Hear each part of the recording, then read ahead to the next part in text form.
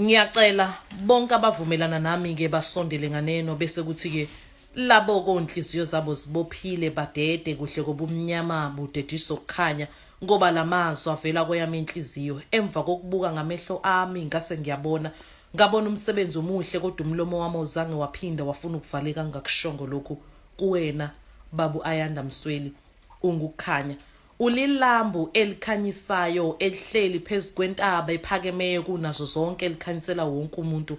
Ngicela ungivumele ngenabe kuhle kwesinandi emhlabathini ngoba leno yenzayo ke inguqophamlando nasemlandweni impela komela ukuthi bekhona ngokulandelayo. Mina ngikaze ngikubone lokhu okwenzayo kodwa ngivumele futhi ngikusho ngesibindi ukuthi wena uyilo iqhawe. Angikuqhathanisi namuntu ngizwe kahle kodwa uyili iqhawe eliqopha umlando ekuphileni kwalo.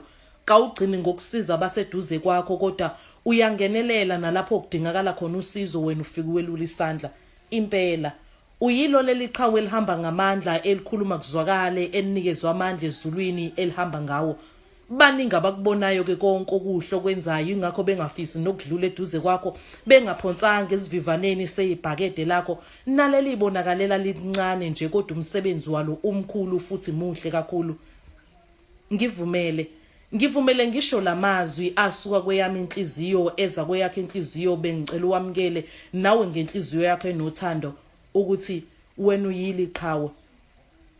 Futhi mina ngifisa ukuthi uJehova akubusise njalo einsukwini zakho zokuphila abusise inzalo yakho ebese futhi kuze kunanele nasesizukulwaneni sakho naso sibusiswe ngenxa yakho akuthokozise einsukwini zakho zonke zokuphila ngaphansi komthunzi welanga bese ebekwenzela umusa phezikomusa ohamba nenjabulo akuvikele ezindleleni zakho zonke zokuphila kwakho. Mina angiyazi nangamehlo ami intokazi eyazala wena kodwa futhi nginesiqiniseko ukuthi yona yabusiswa esifazaneni nesibeletho sayo sabusiswa njengesika Maria. Mina ngicela ukukuthulela isigqoko ngoba mangabe ngicabanga ukuhlakanipha kwakho angikwazi ngaqhathanisa nokukabani kodwa nginesiqiniseko futhi ukuthi lokhu kuhlakanipha kwacelwa uSolomoni nawe wakuthola. Okwenhlonipho ke kona kuyamangaza ngempela nokuthobeka kwakho kuyamangaza. Mina wami umkhuleko namhlanje ukuthi engathi benganda abafana nawe nabanye futhi abazoma emkhulekweni bakhulekele wena nje.